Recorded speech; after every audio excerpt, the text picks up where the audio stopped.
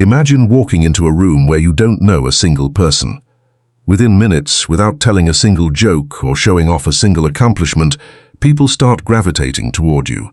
They lean in when you speak, they hold your gaze a moment longer, and when you leave, someone says, "I don't know what it is about them, but I feel better when they're around." That is not luck. That is not charm school. That is a set of invisible habits, small enough to do in a single breath, powerful enough to rewire how every person you meet perceives you.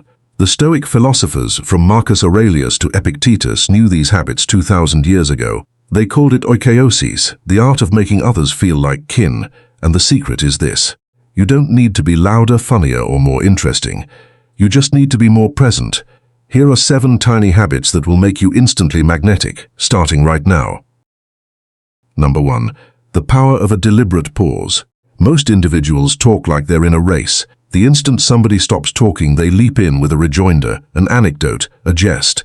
Why? Because silence is uncomfortable. It's like a hole that needs to be filled. Magnetic folks do the reverse.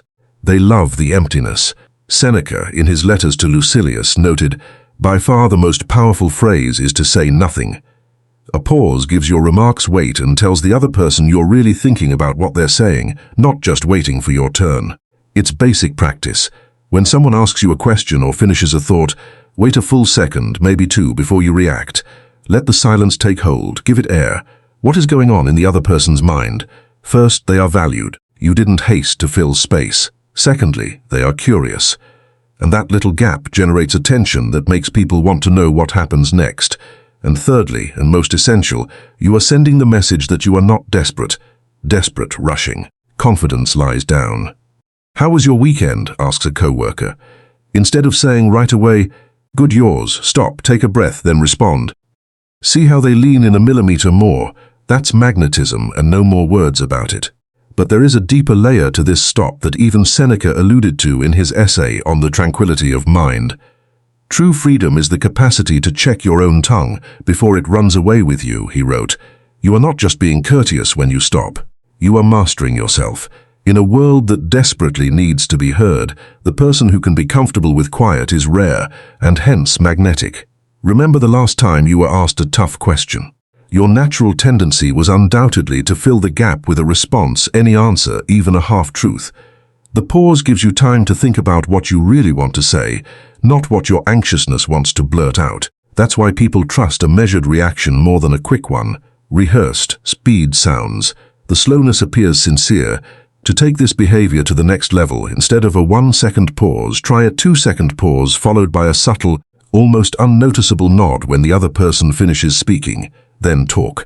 That nod informs their brain. I have heard what you said. I am working on it. The Stoics spoke of this prosos, a conscious attentiveness to the present. Marcus Aurelius would often remind himself to give each impression its rightful time before acting. That due moment is the break. It changes you from a reactive talker into a deliberate presence. And it's presence, more than any great line that people remember. So begin small. Just a second. 2 then. You will see the individual opposite you begin to pause also soon. They will reflect you without knowing it. And in that silence, a bond is established. Let's boil this down even further. Most people underestimate exactly how potent a single second can be. Neuroscience research on conversational turn-taking suggests that the typical delay between 2 persons speaking is roughly 200 milliseconds, a blink. But when you deliberately increase that interval to a second or more, you cause a phenomena called response latency. Research has consistently shown that longer response latencies are viewed as more thoughtful, more honest, and more intelligent. But there is a sweet spot. In normal conversation, if you go over 3 seconds, other person can feel that you didn't get them. The magnetic zone is 1 to 2 seconds. It means I heard you, I thought about it, and now I am replying. That's where Stoic philosophy provides a twist that most self-help counsel overlooks. Epictetus said we should stop before we talk to others, but also before we act on our own impulsivity. First of all, don't be misled by your impressions. Let them have time to be looked at. This means the pause is not just there for the other person in conversations. For your own, that 1 second is time to ask yourself, is what I'm about to say real? Is it good? Do you have to? The magnetic individual does not respond out of routine. They react from choice, and people may sense that difference. It's the difference between a recorded message and a real human person here and now. Do this exercise all day long. Before you answer, whether it's a text, an email, or a question posed to you in person, wait 1 complete second. You would be surprised how often you find yourself about to say something superfluous, defensive, or just plain dull. That second one gives you an opportunity to substitute a boring fine with a more truthful, "Actually, I've been better, but thanks for asking," or to take a slower "You're welcome" instead of a hasty "no problem." These micro changes accumulate. They are telling the world you are not on autopilot. And there is nothing more magnetic than a person who is fully awake in every interaction. Here is a concluding thought from Seneca. It is not that we have a short time to live, but that we waste much of it. Most people rush talks and throw them away. The purposeful pause is the antithesis of waste. It's an investment. Each pause indicates, I care about this moment, this person, this exchange, and when people feel they matter, they'll go away believing you are the most interesting person they met all week. Not because of what you said, but because of the room you gave them to exist. That's the silent, inevitable power of a purposeful pause. Number 2, gaze duration matching. Eye contact is vital. Everybody knows that. But too much eye contact seems like a stare down. Too little seems like a lack of interest. The answer is a delicate practice that Marcus Aurelius would have called proscio, the art of conscious attention. It's what they call gaze duration matching. When conversing to someone, watch how long they hold your gaze before looking away. Then match your personal looks to that very same rhythm. If they hold for 3 seconds, you hold for 3 seconds. And if they look away every 6 seconds, you do the same thing. Adapt yourself to the life you are living with the people around you, as Marcus stated in his meditations. Observe their speed, not to imitate but to blend. The human brain is built to trust those who move as one. If you are matching someone's gaze length, you are neither gazing nor avoiding, you are dancing. Their neurological system says, this person is like me, this guy is secure. And safety is the basis of every magnetic connection. Try it with a friend or family member tonight. Don't make me. Just note their natural eye contact pattern and softly fall into the rhythm. They may not realize why, but they will feel more comfortable with you. But let's go farther, because most people misinterpret exactly what gaze duration means. Research in interpersonal neuroscience suggests a specific brain region, the superior temporal sulcus, is activated when we sense the direction of another person's gaze. When your gaze patterns match those of another person, this region signals the amygdala, the fear center of the brain, no threat here, get along.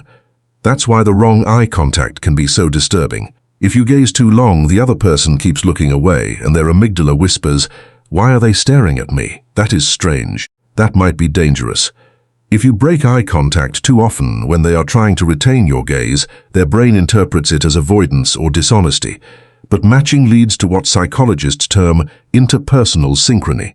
It is the same mechanism that lets 2 people walking side by side fall into step automatically, or 2 strangers tapping their feet, without realizing it, matching rhythm. Your eyes are merely another limb moving in the same rhythm. This is where Stoic discipline changes this from a trick into a habit. Marcus Aurelius watched the rhythms of others not only out of good manners. He did it as a way to practice oikeiosis, the concept of realizing that other people are not separate from you, but you are all part of the same thing. When you match someone's duration of look, you're not doing a social hack. You are exercising the Stoic virtue of justice, that is, treating others as they would like to be treated. And one of the greatest longings of each human being is to be met on his own terms. Think about a shy person who can only make eye contact for 1 second before glancing down. If you try to gaze for 3 seconds, you will drown them. They will feel violated. But if you return their 1 second glance, you are saying, I see you and I am not going to push you. That's not copying. That's respect. Here's a down-to-earth guide to mastering gaze duration matching without making it too complicated. First, don't count the seconds in your thoughts. That's going to make you look like a bot. Instead, concentrate on the feeling of when the other person's eyes are going to detach. There's always a micro-movement, a slight tightness of the eyes, a little movement of the head. When you feel that, let your own eyes wander to the side naturally and then come back when they do. Second, think about context. In certain cultures, prolonged eye contact is an indication of hostility. In some, it is an indication of honesty. You are following the other person's lead, and the gaze duration matching is automatically adjusted to those cultural conventions. And that's the beauty of the habit. It does not require any prior awareness of cultural rules. Within seconds of talking to the other person, they show you their rhythm. Let's deal with a common phobia. Many people think that if they look away, it will make them seem weak or insecure. That's a misunderstanding about magnetism. Confidence isn't about looking someone down like a military standoff. Confidence is feeling at ease with shared vulnerability. You both take a little break if you glance away at the same time as the other person. Shared rest creates trust. Imagine it as a dialogue between two musicians. They don't play every note with the same volume. They breathe the same. The song is wonderful because of the spaces between the notes. Those pauses are called gaze breaks, and when you play them together, you're performing a duet. If you want to take this habit one step further, attempt an experiment tomorrow. Intentionally match the other person's gaze length during one conversation. Then, midway through the chat, purposefully mismatch, holding eye contact 1 second longer than they do. You will feel some tightness coming up. They could squirm, turn their eyes away earlier, even forget what they were thinking. That's your evidence that matching works. Then return to matching and feel the stress disappear.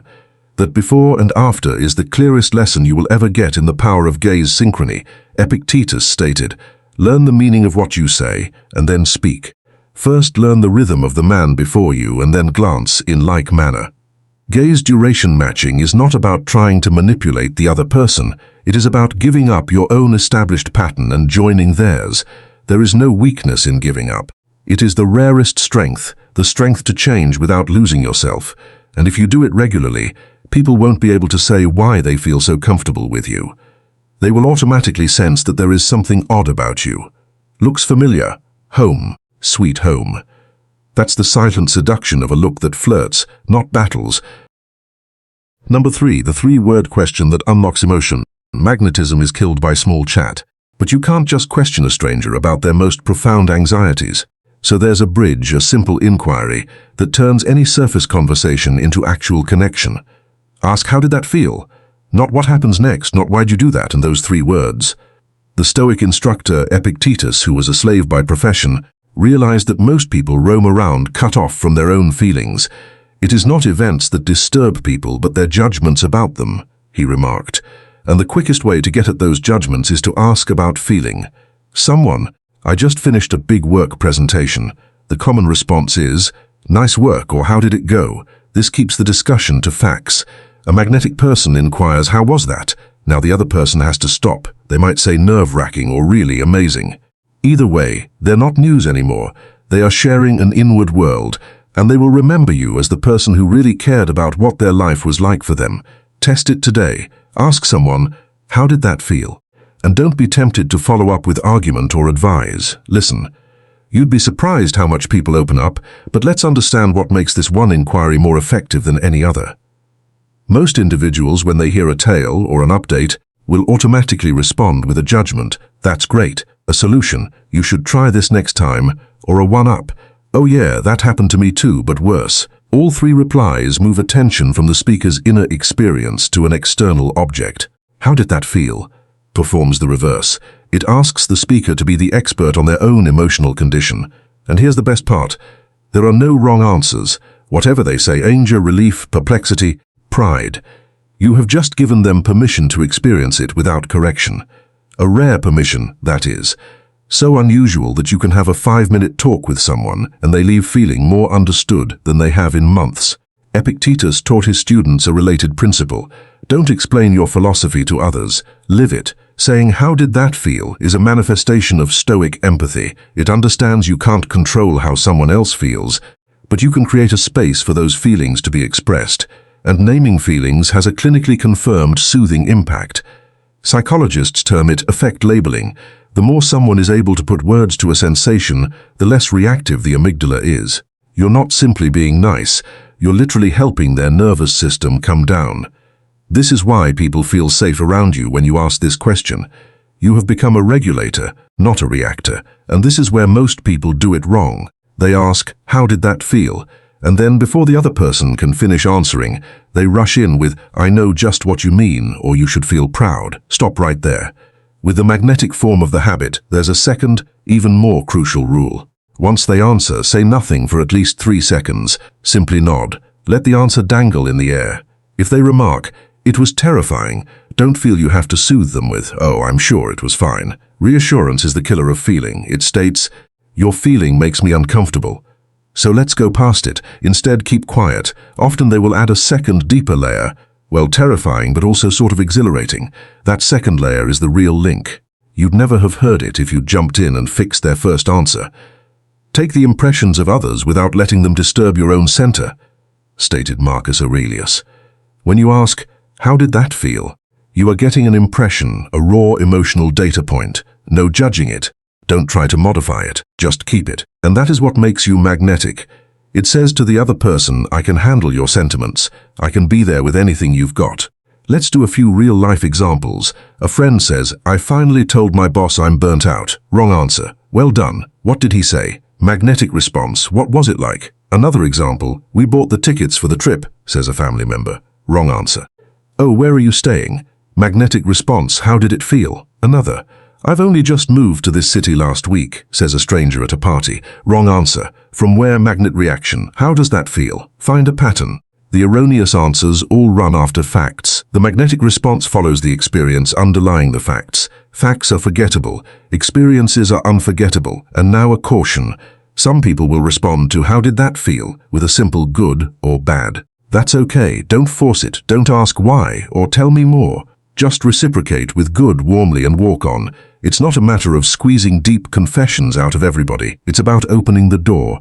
Some will open it a little. Some will keep it closed. Either way, you've already taken yourself out of the 99% of folks that don't even bother to knock.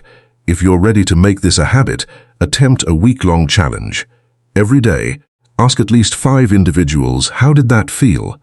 about something they share. Make a mental note of their responses. On the 3rd day, you'll see folks start looking you up. "I've got something to tell you," they'll say, and they'll stop, waiting for the inquiry they are now expecting from you. That's when you know the habit has taken hold.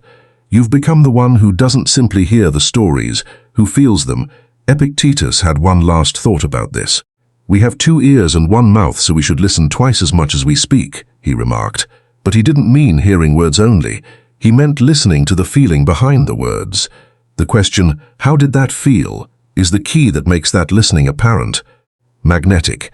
Use it and you will cease talking about the weather and begin talking about things that remain in the heart long after the words are gone. Number 4. Validating without agreeing. One of the biggest conversation blunders is assuming you have to agree with someone to make them feel heard. That leads to phony nods, nice smiles, and hatred underneath. Magnetic people accomplish something far more powerful. They validate the feeling, not the thought. "Here's how it works," complains, "My boss is so unfair. He awarded the promotion to someone with less experience, you know." You don't say "You're right," which may not be true or sound forced, or maybe he had his reasons, which sounds dismissive. You say, "That sounds incredibly frustrating. You have not consented. You haven't argued. You have just named the feeling." The first duty of a friend is to hear, stated Seneca, not to fix, not to concur. Just to let the other person know that his reality is seen. This is known as validation labeling. Understand why you feel angry. I can see why that may be disappointing. No wonder you're so enthused about that. Every time you do it, the other person's barriers go down. Why is that? You are not endangering their view of the world. You defer to their expertise. And in a world where most people are too busy planning their next comment, this simple act of emotional hospitality makes you memorable. But let's dive a little further, because most people confuse validation with endorsement. They are afraid that "I understand why you are upset" is the same as "you are right to be upset" in every factual detail. Validation doesn't function like that. Validation releases the feeling from the incident. You can comment, "That sounds painful," without admitting that the other person has correctly interpreted the circumstances, and indeed, it is required by Stoic philosophy. Epictetus said that we should not be carried away by the impression of an event, but contemplate it coolly. To validate someone's emotion is not to endorse their impression. You're only admitting the impression is there. That's a big difference. It helps you to be honest while linking you. Here's a practical breakdown of label validation. There are 3 levels. Level 1 involves simple emotion labeling, such as, "That sounds frustrating. You sound really excited. I hear the disappointment in your voice." Level 2 adds a why. It makes sense you would be frustrated after all the work you put into that project. Level 3 adds a normalizing comment. Anyone in your shoes would feel that way. Every level adds to the impression of being understood. But here's the thing, you don't have to get past level 1 most of the time. Simply stating it is so rare that people will feel truly heard. Pay attention to how frequently other people recognize your own feelings. Not very often, huh? That is why this habit is like water in the desert. Now let's deal with the anxiety that validation might lead to poor behavior or incorrect beliefs. This is a very common objection. If I agree with my friend's anger at their boss, am I not feeding their resentment? No way. Research on motivational interviewings suggests that validation lessens defensiveness and promotes taking another's perspective. People are more likely to listen to other ideas when they feel heard. If you disagree with them, immediately they will dig their heels in. When you validate first, they often respond with something like, "Well, I guess maybe I don't know the whole story." And that moment of self-correction only happens because you didn't force it. Seneca knew this when he said, "Correction should be given like a physician's prescription, gently, and only after the patient trusts you." Validation creates that trust. Let's work through a difficult example. Someone says something you find completely unacceptable, even, maybe, morally. "I believe that group of people are lazy." You say no, you can't keep quiet, but you don't want to start a fight either. The validation labeling still works here, but requires a paradigm shift. Instead of validating the opinion, validate the emotion. You can say, "It seems like you're pretty upset about something." Yeah, that's right. They are pissed. You have not concurred with their bigotry. You have hit the feeling.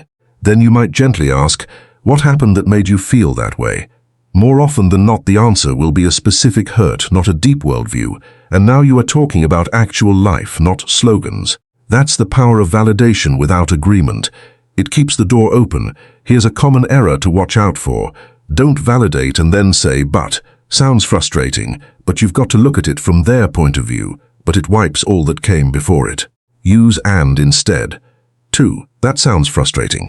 What do you think would help? Or just validate, pause. Let the stillness be your job. The other individual will often continue on their own and dilute their position without any prodding from you. That's the power of being heard.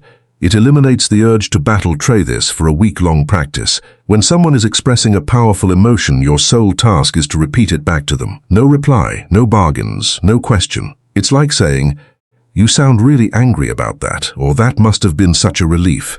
Count the number of times individuals say "exactly" or "thank you for understanding." Those 2 words are the sound of magnets at work. And if someone says, "Don't you agree with me?" you can honestly answer, "I'm not sure yet, but I hear you loud and clear." That's integrity and warmth united, the Stoic ideal. And Marcus Aurelius would remind himself that when someone has done you wrong, do not see the wrong. Look at the human behind it. Confused. That is practice in real time, validation without agreement. You're not excusing bad behavior. You are seeing the human feeling first. And that's a choice you'll make day after day that will make you the person people come to when they need to feel less alone in their feelings. That's not just magnetism. That's the rarer thing, real connection, built on the guts to listen without judging. Number 5. The posture of open reception. Body language instructions talk about power poses and open arms. But there is a small tweak that Stoics like Marcus Aurelius did every day, and it takes absolutely no effort. When you are chatting to someone, slightly turn your torso away from them, approximately 15 to 20 degrees, with your head turned toward them. Square-on posture can look like an interview or conflict. You feel like you are going to go full side stance. But that little angle, Marcus would call it a listener's stance, not a fighter's. It says, "I'm here with you, but I'm not in your space. You are free." In meditations, he stated, stand up straight, not stiff. Let your shoulders loosen. Don't meet them as an adversary, but as a fellow traveler. This little alteration lowers the other person's cortisol levels. Their neurological system views your angle as non-threatening. They breathe a little easier, they are more candid, and they identify that sense of safety with you without even knowing it. Try it in your next one-on-one. Stand or sit at a small slant, keep your chest wide open, shoulders loose, head turned to them. They will feel the change too, and you will feel it right away. But let's go much further, as most people don't comprehend what this position really says.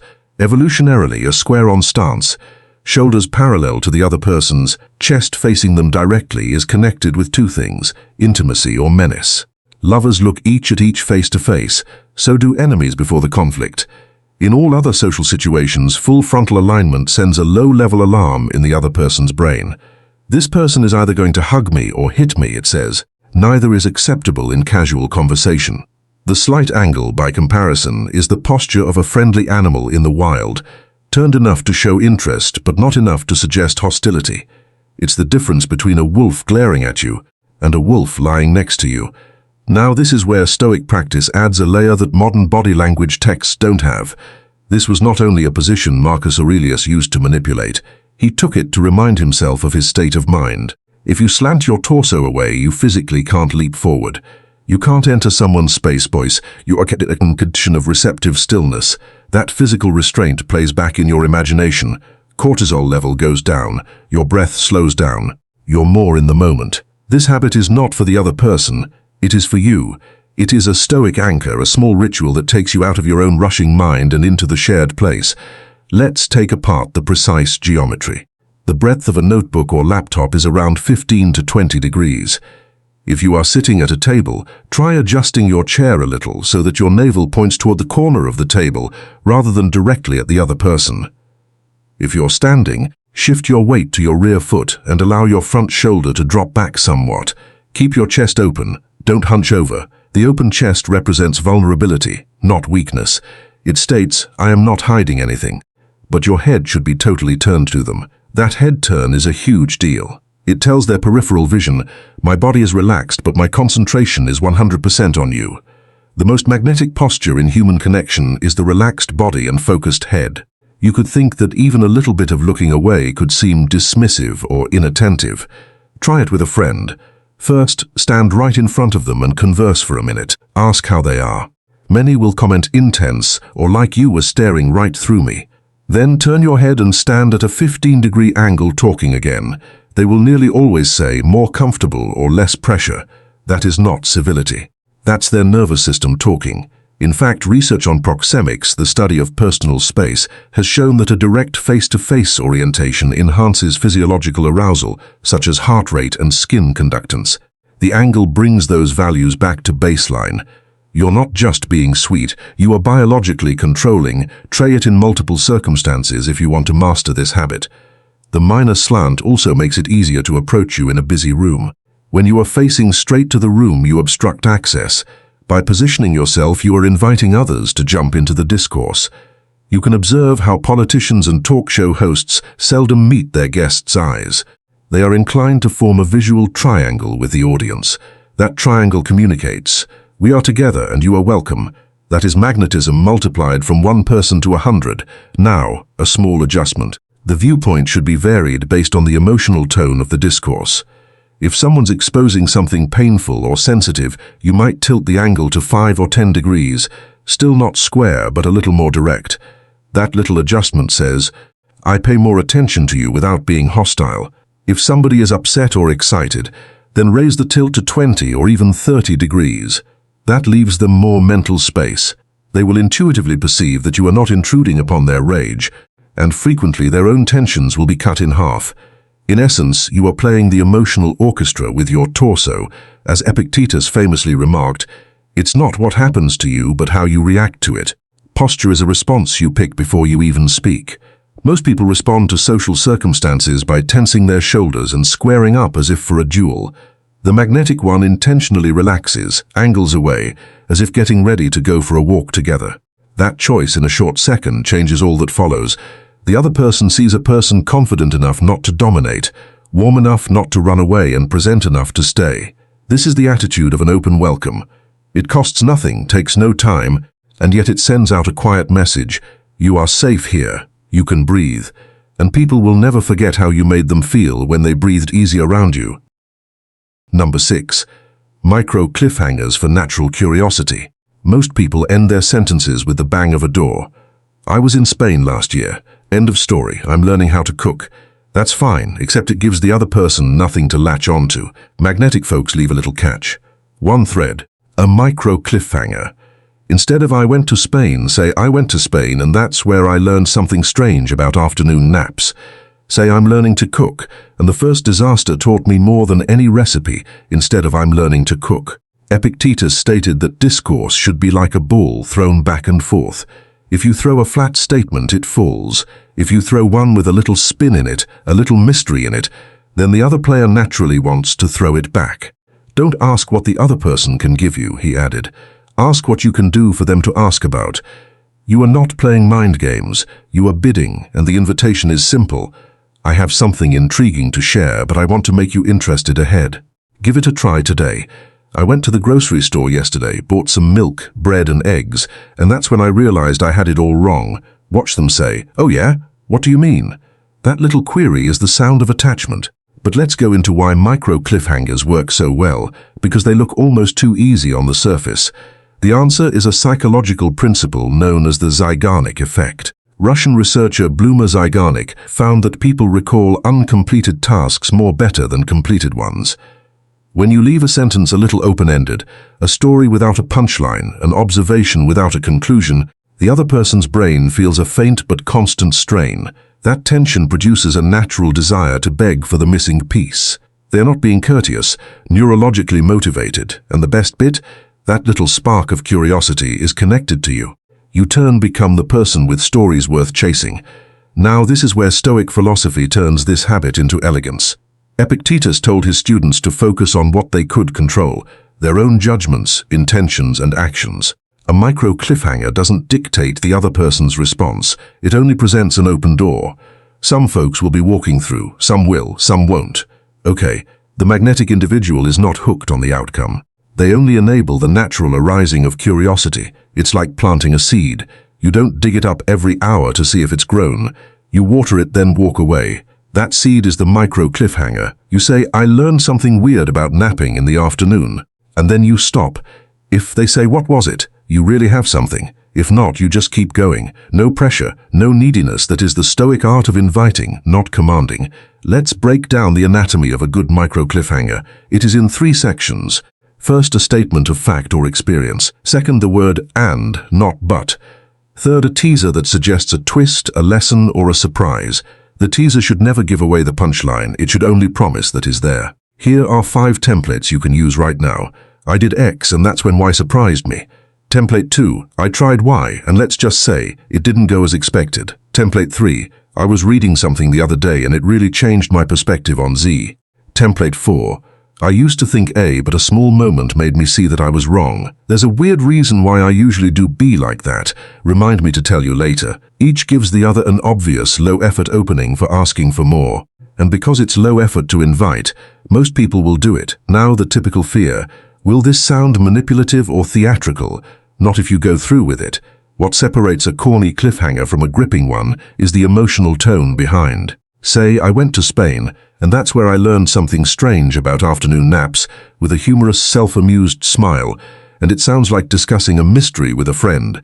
Say it with a please ask me please desperation intensity. And it's like a sales pitch.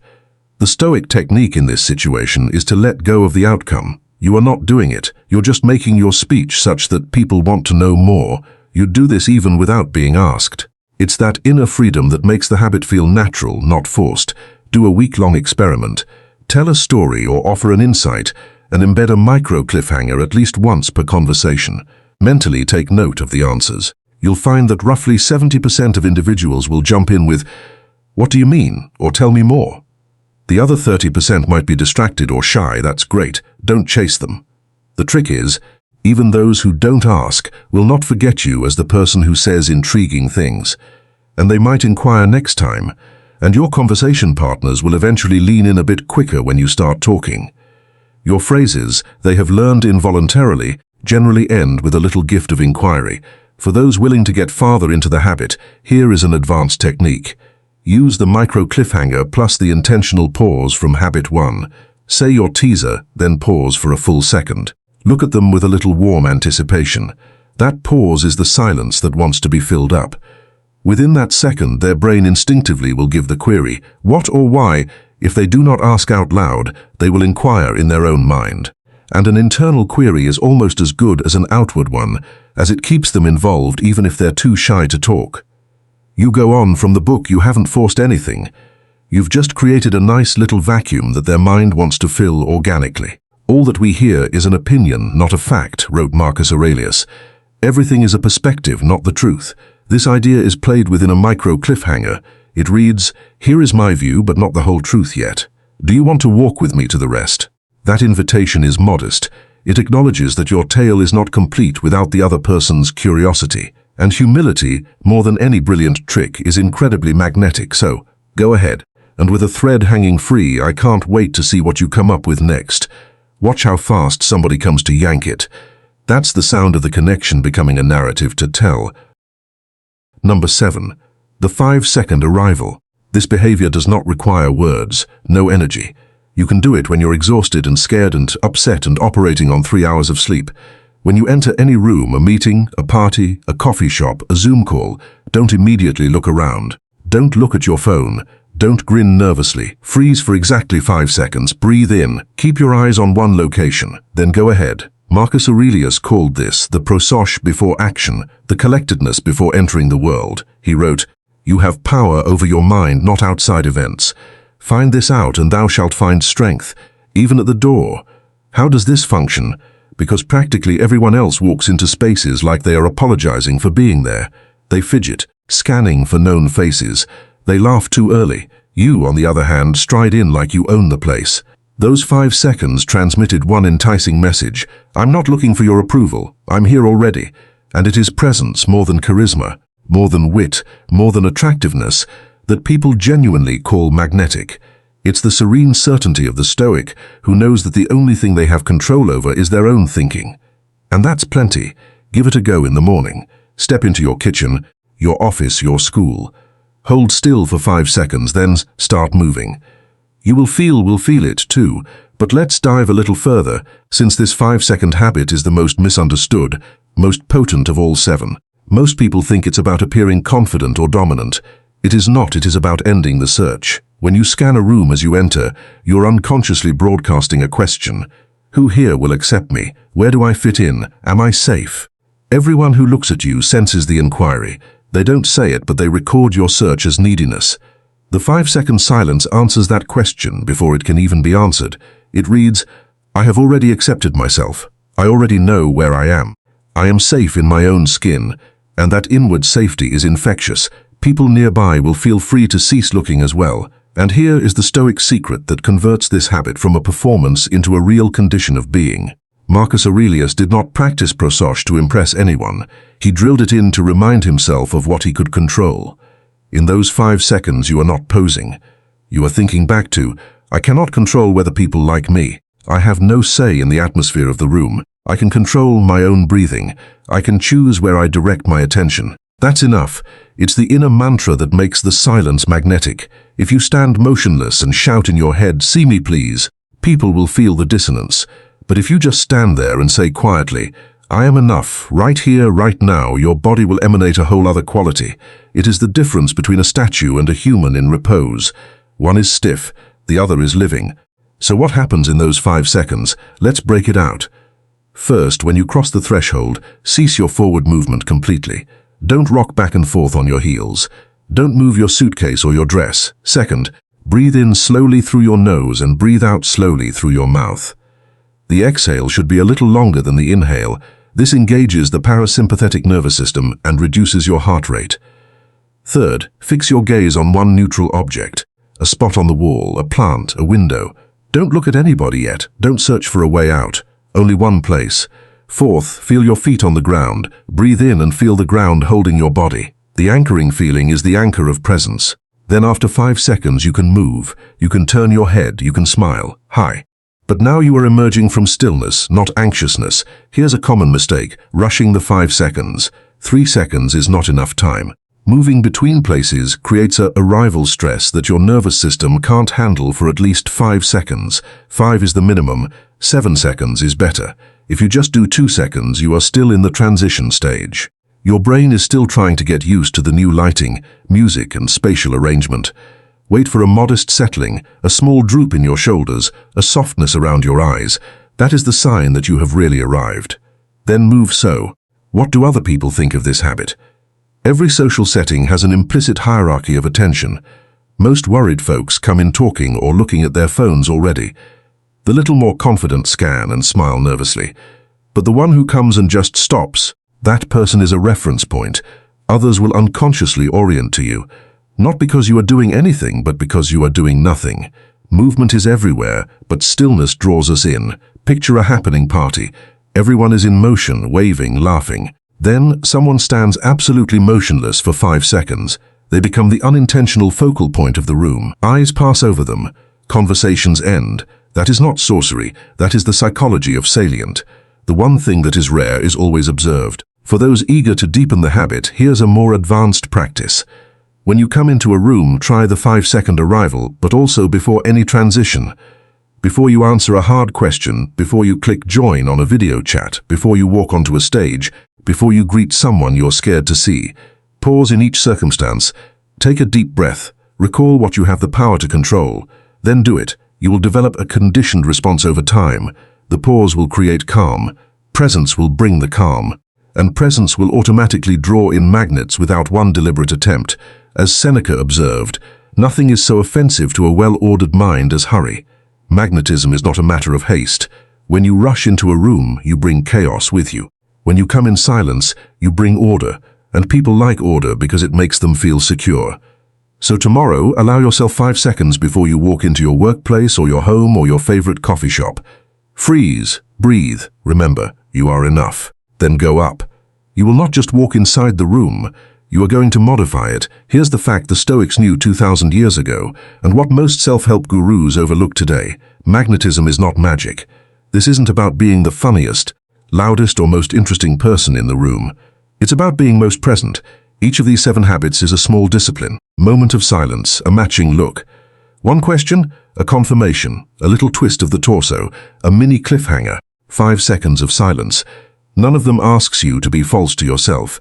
No need to be an extrovert for any of these.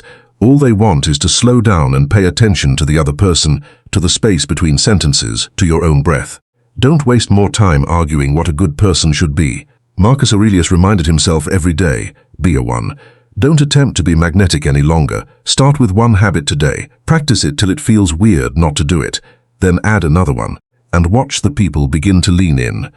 Not because you are performing, but because you have finally stopped.